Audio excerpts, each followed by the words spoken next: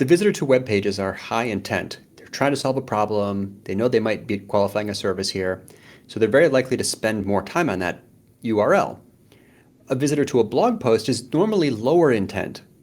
They came from a traffic source where they know there's 500 articles and they might go back. And so to keep a lower intent visitor, you need to have content that's more visual.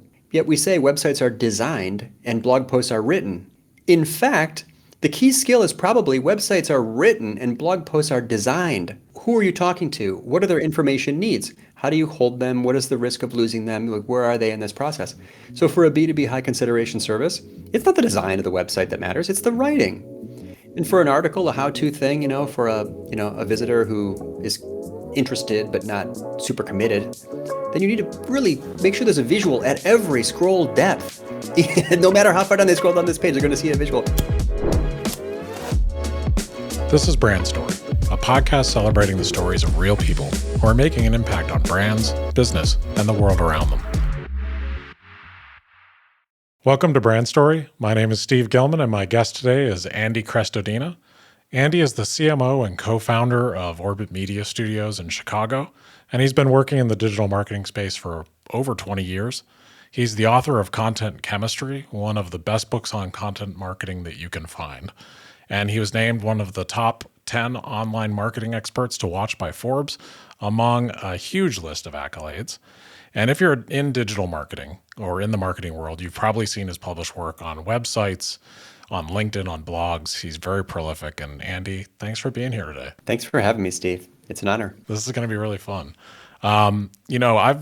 We've followed Orbit forever. We've worked with you guys years and years and years ago, and we love your work, and we have a lot of respect for what you do. And my VP, I believe, saw you at Content Marketing World, and so we've been fans for a really long time. Well, thanks for saying that. I guess something's working. Yeah. But we're both. But that event is where a lot of people first connected. So it's kind of a lot of us trace back to that. Yeah, it's a good event. So you started Orbit pretty early, like at a time when companies, having a website and a good website wasn't exactly the norm. It was like, 20 some odd years ago? Yeah. I started building sites and entered the world of digital in January of 2000. And this version of Orbit was started in April of 2001. So that was an era when, there was like a skip intro button on people's homepages and like lots of weird animations. And, everyone was afraid of scrolling. So everything sort of was squished in this little box on 800 by 600 screens. Long time ago. Yeah, a really long time ago. And since then, you've done a ton of consulting work in different industries. I know that. And especially around content and web design and making great websites instead of, badly designed and badly operating websites. That's what you're known for. Is there something that comes up again and again when you're helping companies think about content? Is there any common problem that companies seem to have? Yeah, it's basic empathy is the thing that people tend to miss. Wow. So if you ask yourself, go pull up any page on your site and go to any scroll depth on that page and ask yourself, what's in it for the visitor? Does this answer a question? Does this address an objection? Does this add evidence to support one of our answers? Is it clear what the value would be to them? I mean, if you were this person, would you care? And a lot of sites, a lot of pages just sort of fail that basic test. They don't answer the what's in it for me. Yeah, that's really interesting because I feel like that is a problem with almost all marketing. Not all marketing. Sure. So true. I mean, I've said those exact words, but I'm not talking about web design. I've said that about outbound marketing and inbound marketing and literally almost all storytelling. If you tell someone a story from your point of view and you're not thinking about what they get from the story, it's not very good for them. Most sites, it's kind of just, we love us. It is. That's what most sites are saying. Yeah. And that's a problem on social media too. It is. Yeah, all over. All over. A quick example. I was on a call yesterday with a client that is very frustrated at the slow growth of their Twitter following. Obviously not, a KPI for most of us. Obviously a wildly overvalued metric in for a lot of marketers. But sort of valid in their case because they're super relevant and the Twitter following is tiny. So you're looking at it like, yeah, let's take a minute and think about this. And the Twitter bio was sort of, we love us. It was like a little bit of mission and a little bit of about us. Anyone can grow their social following faster by writing a bio that sounds more like a call to action. Follow us to get, video interviews with business leaders from, like, put your content strategy into your Twitter bio and you will see faster growth. Same issue, Steve, just what's in it for them? A lot of times when clients and other companies that we work with are like, why don't I get any engagement on social media? Like, why do I only have, I'm doing all this stuff. Why do I only have 2,000 followers on Instagram, or fill in the platform really? What is it that if I do this more or I do that more, will it work? And I'm like, well, you might want to add value and help, you might not want to use it as a virtual bulletin board about yourself. Yeah, that is, that's true all over the place. People, it's true in search as well, although the audience there is, arguably an algorithm, although informed by human behavior and, user interaction signals. But people say, why don't I rank for this phrase? My question next is, well, which of your pages is the most relevant page for that phrase? And they have to think about it and they say, well, maybe this page here. Okay, question 2. Why would Google believe this to be one of the top 10 pages on the internet for that topic? And the light bulb moment is, it's evident on their face. They realized, oh, I have to be good.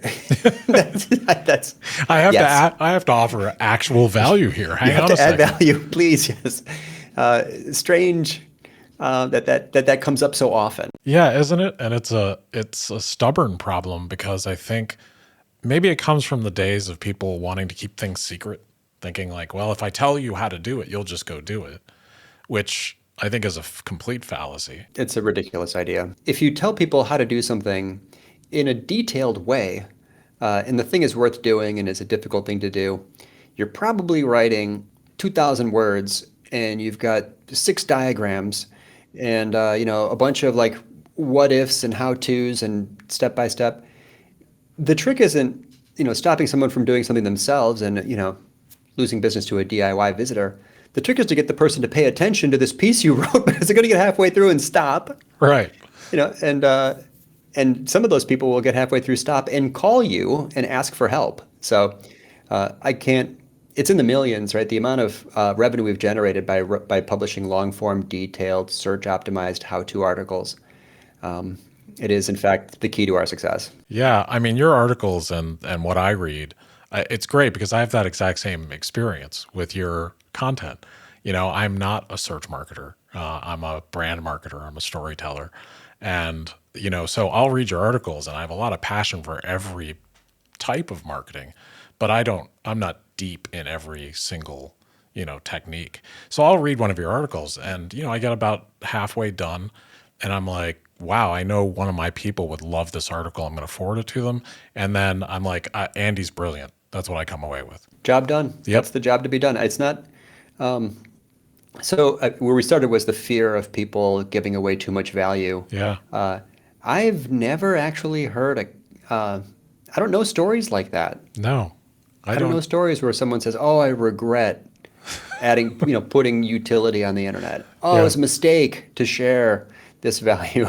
Never comes up. Yeah, because someone's going to take my article and do what I can do, where I've gained it with a lifetime of experience just from this little short article. Yeah, I think it just comes from like I don't know where it comes from, but it's something that I wish people would get past, because I think you can add a lot of value and then actually help people. Because even if you just help them start to understand a subject, don't you find that that's what creates an engagement? Yeah, I think there's sales training. There's a legacy of sales training materials that say, don't do free consulting. Don't give away too much. And I went through a sales training, I don't know, 15 years ago. And the coach told me that. He's like, no. Don't give too much value away, because you're trying to bring them closer to you. I think that what that fails to understand is the reciprocity bias. The people's urgency and lack of time. The competition, because by the way, everyone else has written this thing anyway. You decide not to write it. Oh, I'm going to keep my secrets. Just go pretend you're the audience for 2 seconds and search for the phrase. You're going to find 200 articles that are already, your job isn't to hide this. Your job is to see who else has done it and do it better. I think that maybe that some of the things that make me wonder that same question, where do they come from? Maybe it's those. Yeah. Well, I think that you've made a good point. That sales training, that sales mentality that was so deep in our culture for so long is Hmm. protect what you know, because, if you give it away for free, Yeah, it'll never come back. And I think the internet, basically, exactly. and social commerce and social media has completely flipped that on its head. It's totally blown up. The sales process is basically happening without you all day long, every day, where your potential buyer is doing sometimes hours of research before contacting you. The upside for the sales team is that they don't have to do as much prospecting because if you're good at search and online social selling or lead gen, whatever the case, it's kind of happening. And people who contact you are often highly qualified. Yeah. I read your site. I've talked to people. I've watched the testimonials, the video testimonials, and they're sort of placing an order. Yeah. And also, I think what else happens, and I would bet this happens with your content, is that it's a virtual way to meet you and get to know you a little bit. And then, people buy emotionally.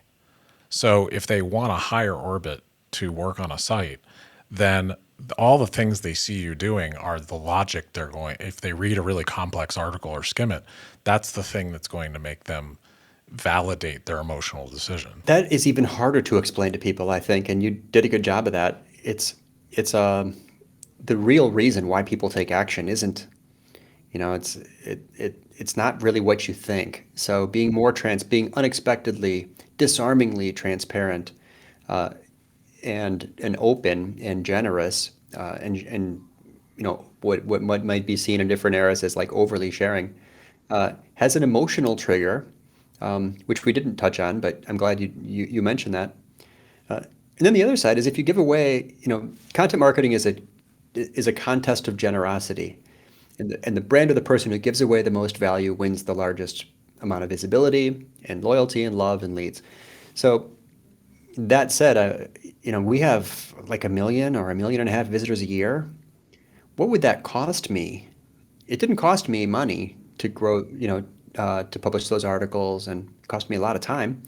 Um, but I would have to spend hundreds of thousands of dollars a month maybe to have that kind of visibility, had I not started publishing 15 years ago. And it would be a different value of visibility.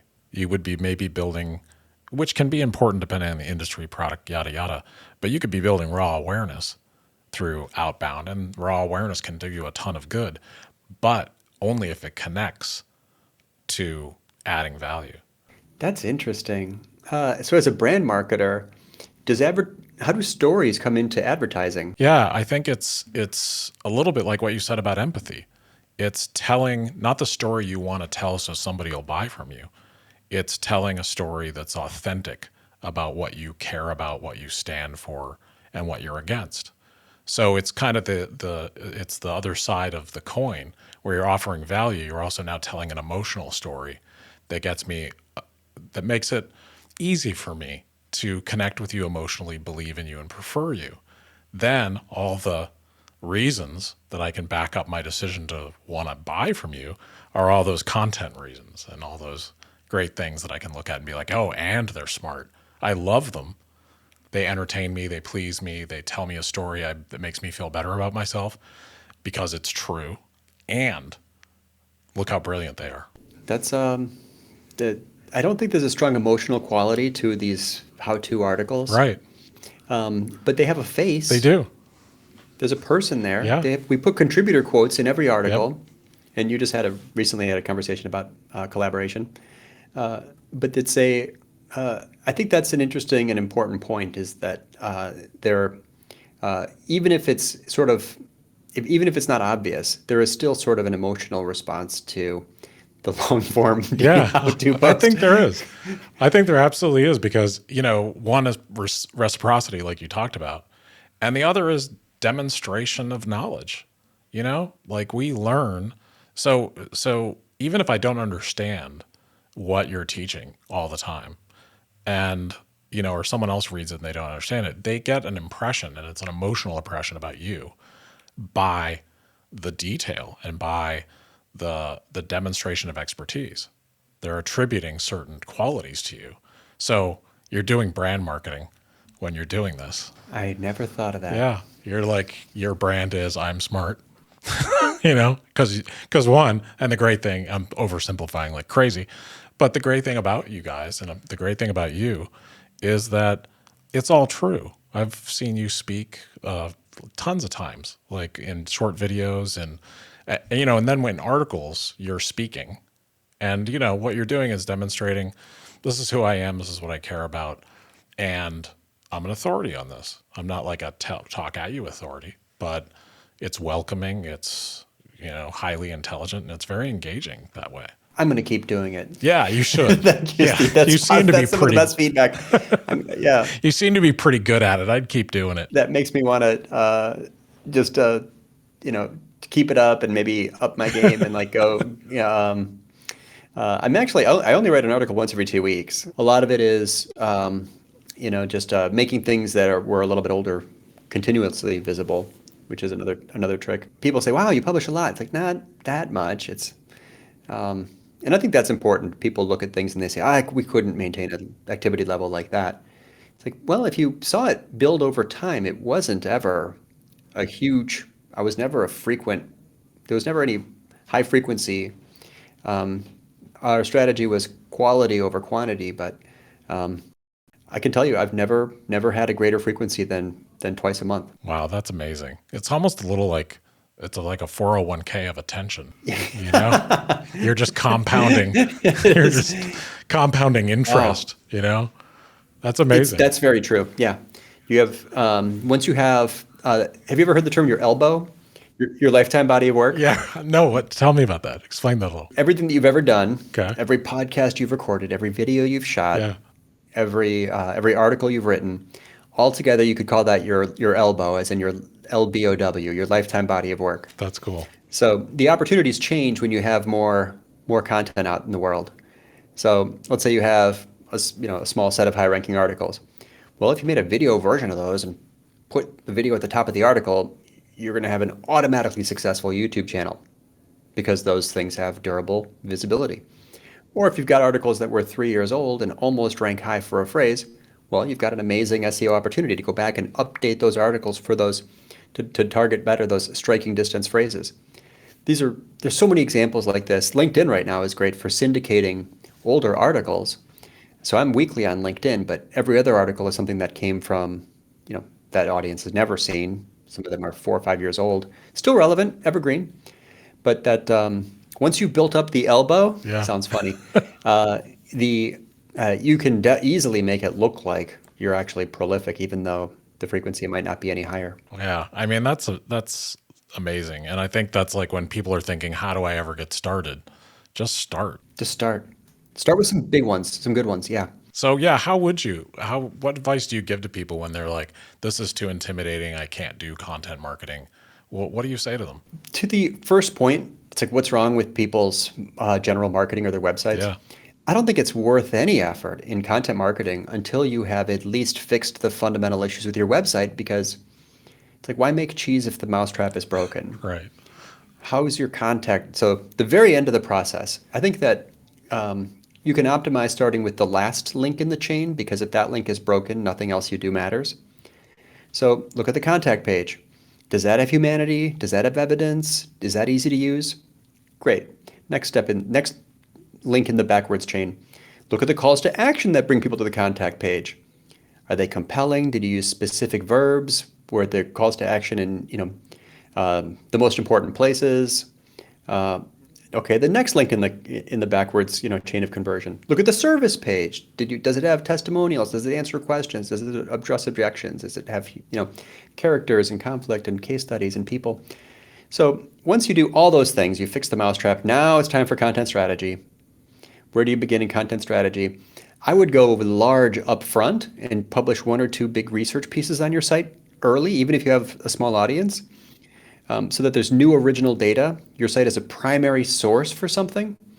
And then probably put 2/3 of your articles on other people's websites. How about that? guest post. And I did this for years. Right. Most of my content went on other websites because it's a faster path. It's a form of influencer marketing technically to like network with an editor and get something pitched and placed. But you're going to get more visibility quicker. You're going to grow your authority and links and backlinks faster.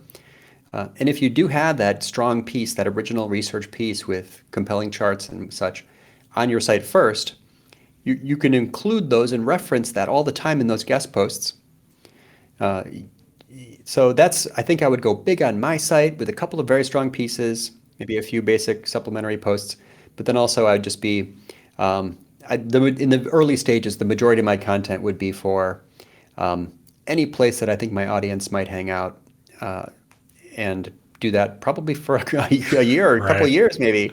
And then you can start, repurposing those on your own site it doesn't mean you can't cover the same thing twice. Of course you will. But I think a great percentage of posts as guest posts and bylined articles is a faster beginning. Right. Well, that is probably one of the best explanations I've heard on that. And it's a little counterintuitive, I think, to most people that would hear it for the first time.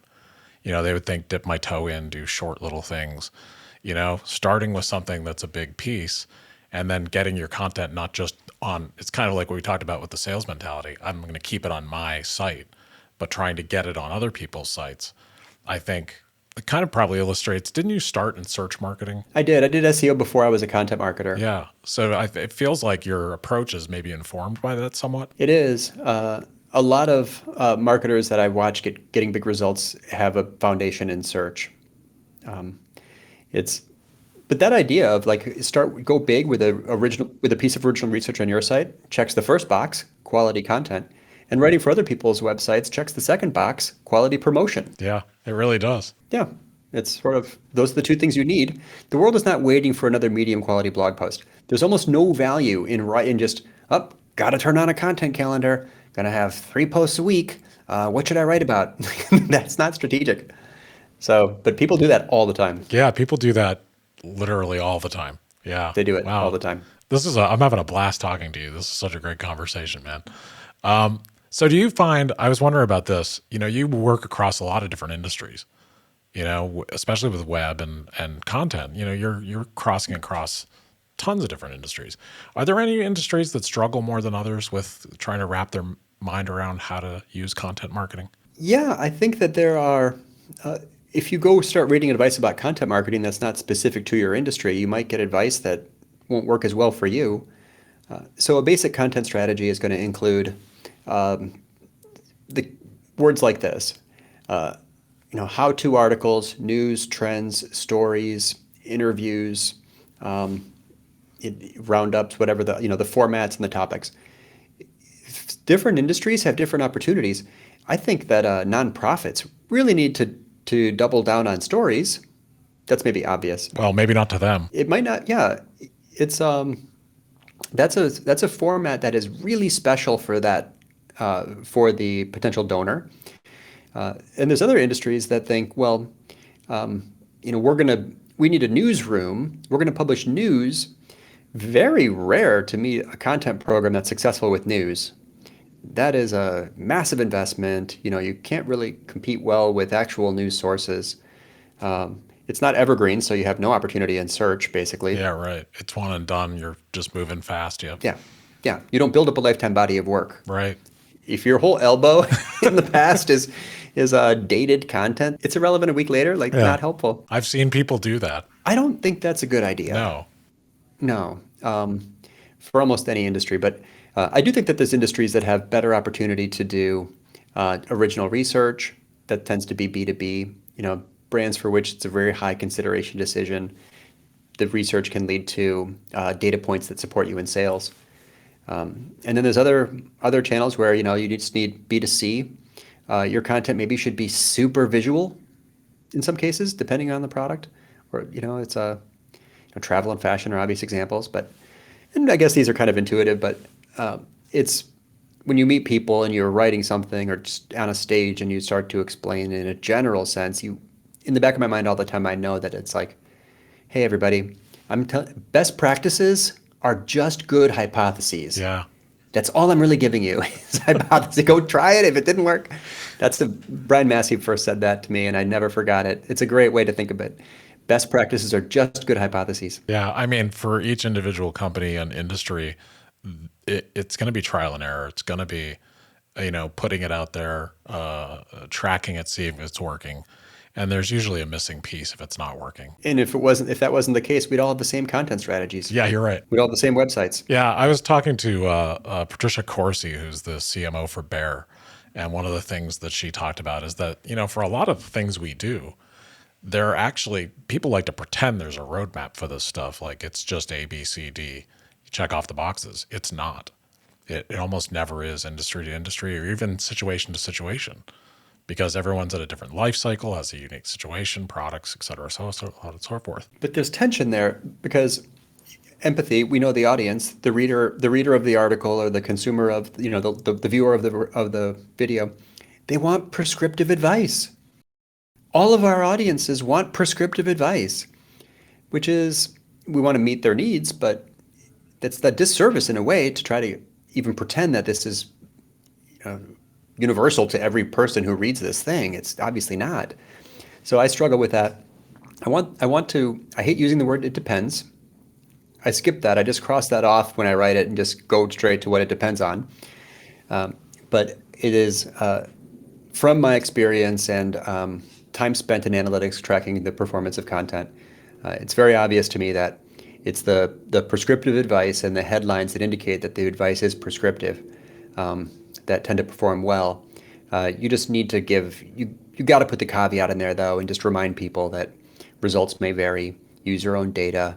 This isn't there is no such thing as this kind of universal best practices in anything. Yeah, and that's why it's good to have talented individuals on the client side or whoever's trying to execute this because you can't just rinse and repeat. There's going to be so many unique wrinkles to it. I've never seen the same situation twice. So writing, it ends up being a big part of your job, I would imagine, and probably should be for content creators, and is a really important skill. Period. If people aren't good at it, they maybe get better at it by trying and just doing it. But what do you think is the second most important skill for content creation? Well, I think it's got to be the visuals. Yeah. Planning and designing the visuals, at least making the drafts for things like, charts and diagrams.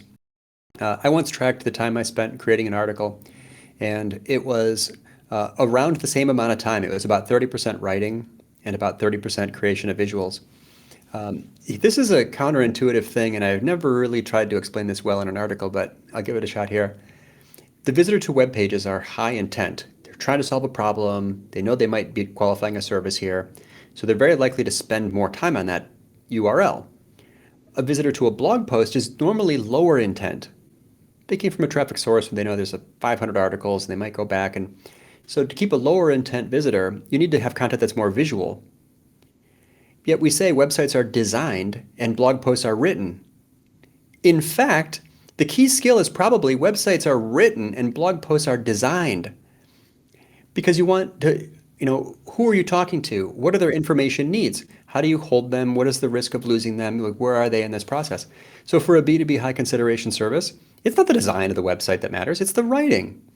And for an article, a how-to thing, for a visitor who is interested but not super committed, then you need to really make sure there's a visual at every scroll depth. No matter how far down they scroll down this page, they're going to see a visual. So yes, writing for content, maybe writing for copy. If you contrast, sales pages from articles as in copy versus content. But writing is a key skill, but I think that it's the planning and the creation of the visuals, basic photo editing skills, flow charting, diagramming, screen capturing, markup, those basic video editing. That's the difference between good and great content marketers. Yeah, I mean, visual storytelling, especially in this day and age, with how impatient everyone is. If you don't keep the visual interest, you can lose them. And I love what you said about, once someone's on your site, they probably didn't just stumble there, depending on who you are. So especially in B2B, if they get there, you would hope they're higher intent, and then answer their questions, keep them keep them there, get them what they want. Like, it's almost like welcoming someone to your home and not offering them water or anything to eat and be like, yeah, the living room's over there. I'll be around. Yeah, or just showing them ads. Yeah, right. We love us. We love us. That sounded like I mean, you're making a comparison, but actually the terms are home page Yeah. and visitor. Right. These are not.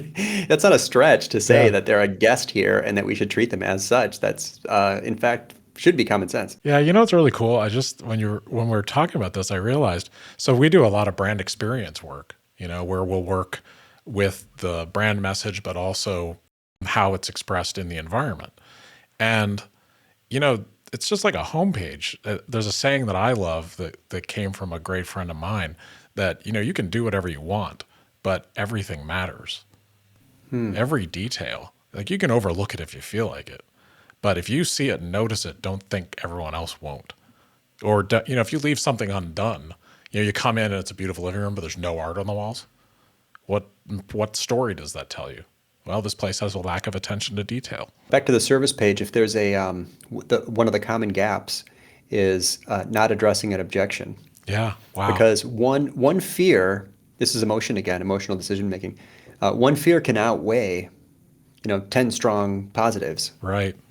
If you look at your browsing history and ask, why didn't I convert into a lead on this site, or why didn't I buy that product?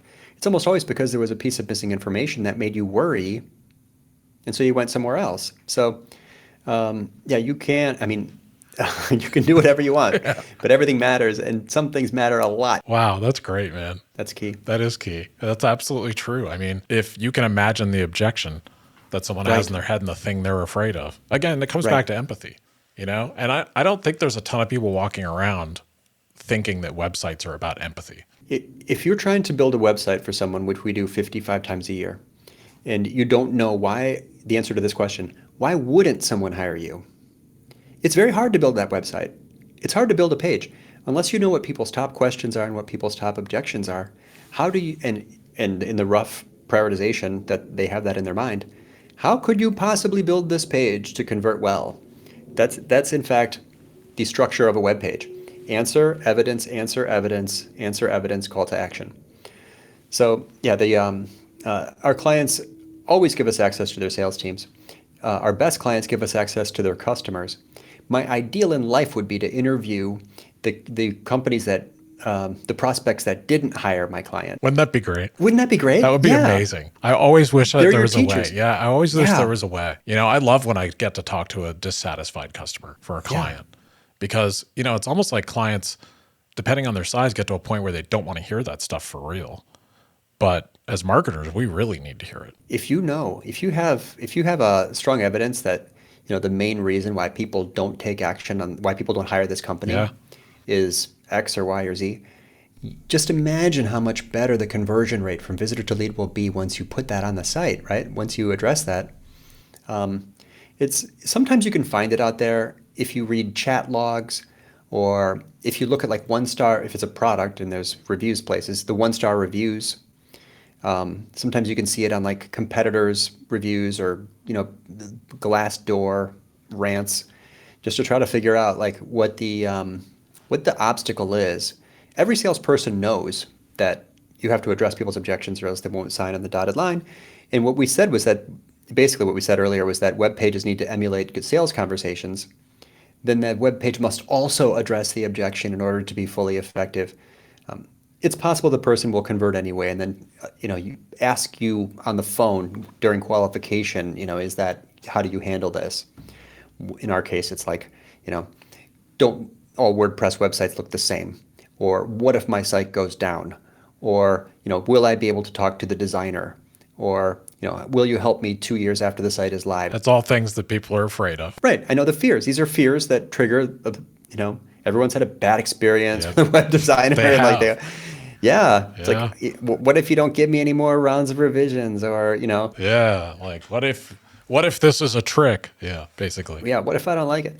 So it's the job of the page, and that's true in every industry. So I honestly can't think of many things that are more important than that. Really, you got to prioritize that. Yeah, and I don't think I can. I mean, I can think of a million examples where it hasn't been prioritized at all. And I could think of some really good examples where it has, but I I think that's the best advice I've heard on landing pages, websites, and just that coming at it from a point of view of empathy. I think that's brilliant. Do you add stories? Do you wrap that in a story? The why not? Yeah, absolutely. Yeah, like a good story, you learn a lesson from every story. There's a beginning, middle, and end, and the hero is always challenged by something. Those challenges the hero hits are basically the objections of the customer. Ah, that makes sense. Like they don't have to be literal, but if you're going to tell a story and the hero's afraid of being tricked and then overcomes that by getting knowledge, everything's an analogy. And it's, so storytelling, what's interesting is as you're talking about this, I'm thinking about story structure, because I have my original background was in directing theater and then also marketing. So I always think in story structure because that's how we all communicate with each other. We have since we were around fires. So I think that, yeah, absolutely. That's how stories work. So when you're telling a good story, a good story can be 3 sentences, but if it flows from beginning, middle, and end and has, this happened because of this and this was the outcome, it's pretty easy to put yourself in that story and imagine that's your journey, So a reader uses empathy to learn. It's really cool. That's interesting. I've never tried to address it that way. One of the things that we've done and often do is to change the messenger. So if the message is, we're not going to abandon you after site's live or whatever the objection we're addressing, is to make use a testimonial for that and get another character in the story to kind of say that like, hey, I'm thrilled you guys still answer the phone on the first ring 3 years later. I think of that too sometimes. Like every message has a messenger, and it's a choice of who to use as that messenger. So the normal marketing statement becomes social proof. Yeah, absolutely. And that's a great way to do it with testimonial because you get that implied warranty of it not being you saying it. But I think on top of that, it's really strong for brands to just say it as well. To be like, yeah, we have testimonials that say this, but if you were talking to someone, you might say, hey, I know what you're afraid of. This happens to people. I've seen it happen to people. Here's an example. This happened to my friend, and this happened, and this happened, and this happened. And this is what happened at the end. So just by telling you that story, I'm not going to do it to you because I saw it. I expressed your fear clearly. I must understand it. Right. And then also my attitude towards the fear was I don't approve. So therefore, I've also given you my point of view. So it's really, storytelling is incredibly powerful, and like, I don't know, I'm a story nerd. So I always think of things in terms of that. So I've watched your content and how you do it. I'm so fascinated by it. And I was saying to Lindsay, our vice president, who's a huge fan of yours, that you're like a living masterclass on how to distribute content. You really are. I know you probably don't think that, but if someone asks me how to distribute content, I always go, I'll go look at what Andy does. The way you repurpose content is brilliant. So do you have any tips for that for people that are listening and they don't even think to repurpose their content? Well, thank you for that. I don't think of myself as, I often look at what I do and feel like I'm missing opportunities here and there. Sure. So you're making me feel better, first of all. I appreciate I'm happy to because you're great at what you do. So there's this big trend toward cornerstone or pillar content, and people talk a lot about the structure of interrelated content. And I think that's important because if you were to make an outline of every relevant topic to your audience or everything that you know about a topic, then you may quickly find that there's gaps in the outline and things that you haven't published about yet. So doing that, those articles will have instant promotion because there's so many internal linking opportunities. So cross promotion, traffic's easy to win and hard to win and easy to lose.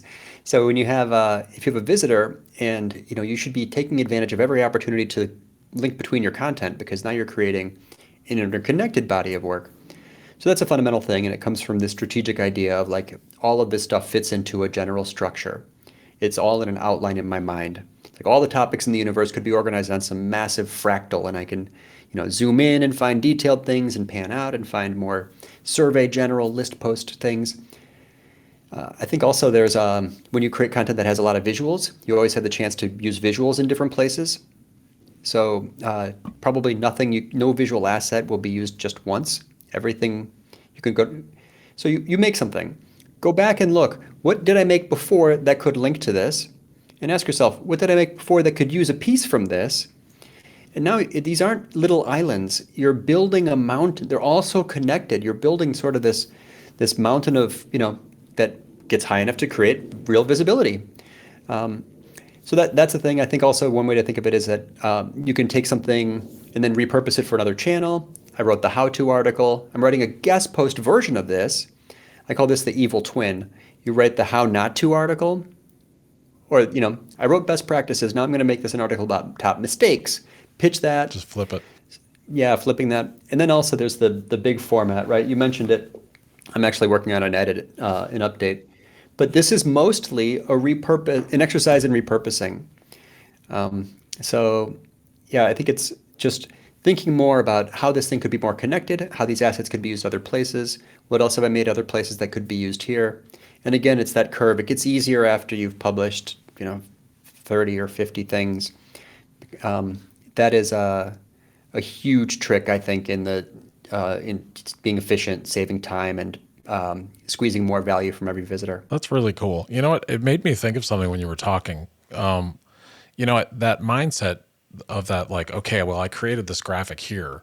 Why would I use it again there? Probably comes from, people sometimes are resistant to reusing things like that. And, your attitude is I'm going to reuse as many times as I can because it's strength. That might come just from a little bit, not exactly the sales mentality, but the old school mentality of like, everyone's watching everything you do. Like if everything was a 30-second TV ad. Common misconception. Right. So, that way, I already did that. Someone's going to think I'm lazy or I'm not doing anything original. And that's just not how the internet works. It might be how television works, but it's not how the internet works. And it's so ironic because we all sort of intuitively know that the big challenge is getting and holding attention. Yeah. But then at the same time, you assume that everyone had 100% attention on everything that you ever did. No way. No, absolutely not. You got to keep at these things. So a lot of articles that I write are actually rewritten articles from 5 years ago. Never once has anyone said, oh, wait, I saw this. You mean people aren't calling you on it? I think you've tweeted this one before. Like, no one ever. What I say to clients like that, or just we say to each other here is nobody's keeping score. Like we're not that important. No one's watching our every move. Like, yeah, we use that. Use it again. I went to a dinner recently with a woman who said that she was invited to be on a podcast, but she didn't want to do it because she didn't want to go on record. And what if one day she runs for office and, people are going to know that she said, I'm like, wow, that is not very likely. Yeah. Also live in the moment. Like it's okay. Yeah. Yeah. Maybe don't scream the F word at the top of your lungs and you probably won't worry about the clip that's on the internet. She has a great story. Yeah, it's too bad she didn't share. Yeah, just tell it. So, your book, Content Chemistry, I'm glad you showed it. So we've all read that here. I love your book. And our team looks at it and, thinks of it as really one of the better books on content marketing. So when you set it up as kind of a lecture and lab sort of setup, why set it up that way? Well, you're writing for all different audiences, as usual. You don't know exactly who this person is. And there are marketing leaders who maybe need to understand the theory of a channel. They're not going to go do it themselves. They have a team for it. There's other people who are starting at the beginning. And if you try to go into the deep tactics and how-tos, they maybe don't understand it well enough to know why you recommended a thing.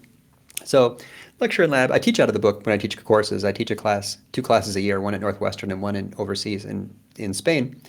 But it's very useful to have that structure because there's theory and practice to everything.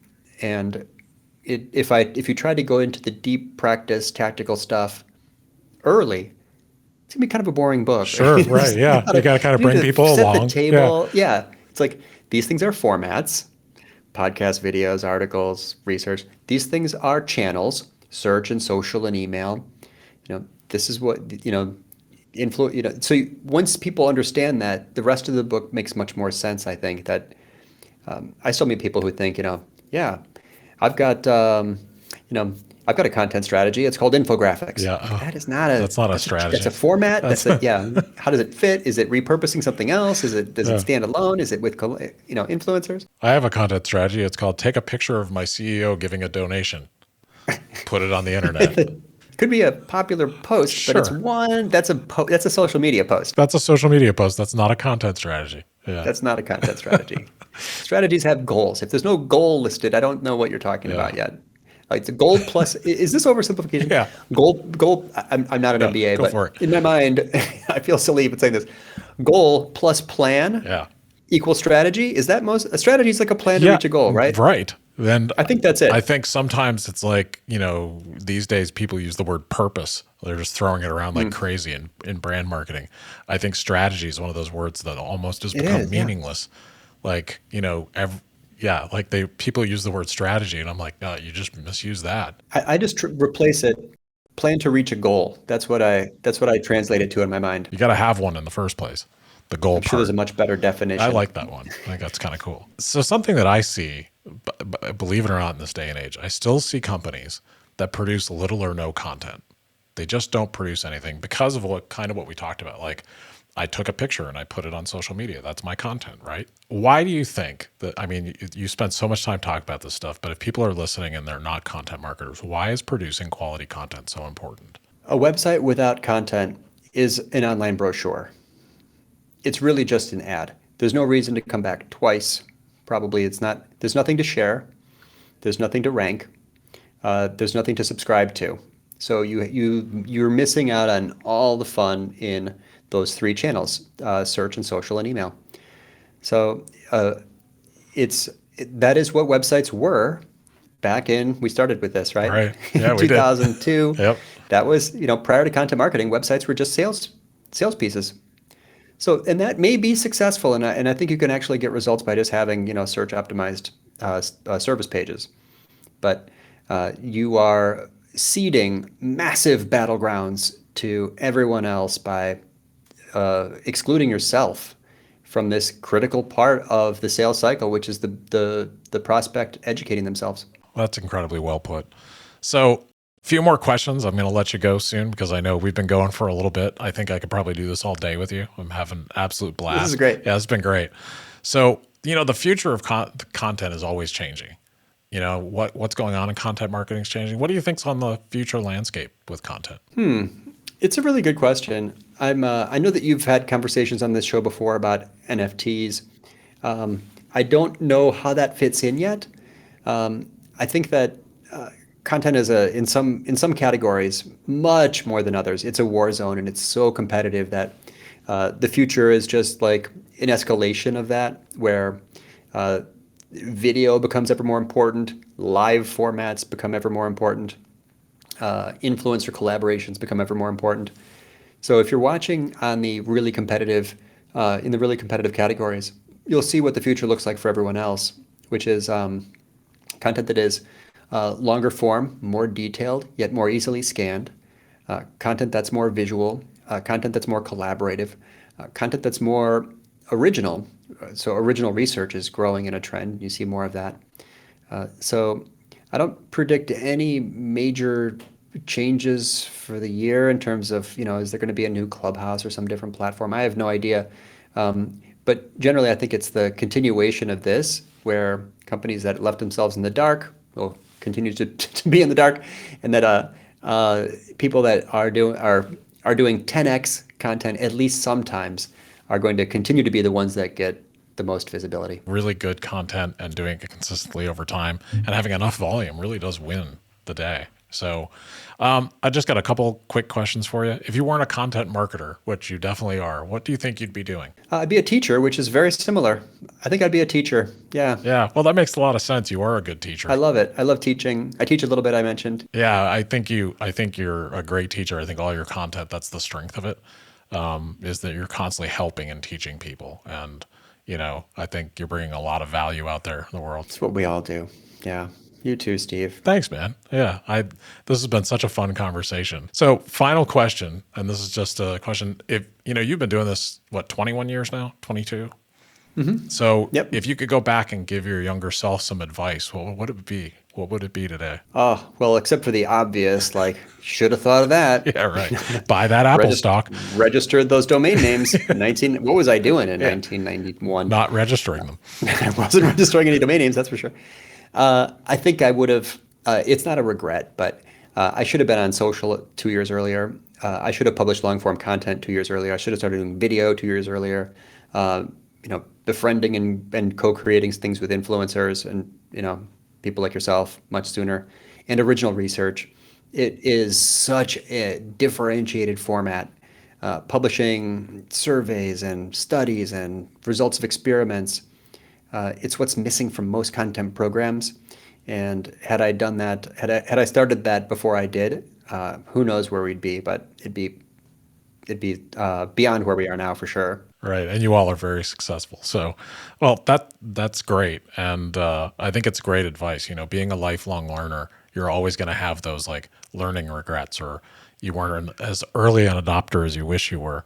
And that's, I think with me, like that's one of the things I love about being in marketing. You can't ever stop learning, and it's a blast. So NFTs, we all know the blockchain is going to change what we're doing, and that's why like I've got some other cool interviews coming up with people that help us understand what the impact's going to be in the future. And I think it's just a blast to have things that are happening that are new. It's a great time to be It alive. really is. It's really fun. So especially when you like to learn and help people learn. So thanks so much for being here today, man. My pleasure, Steve. Anytime. This was a blast.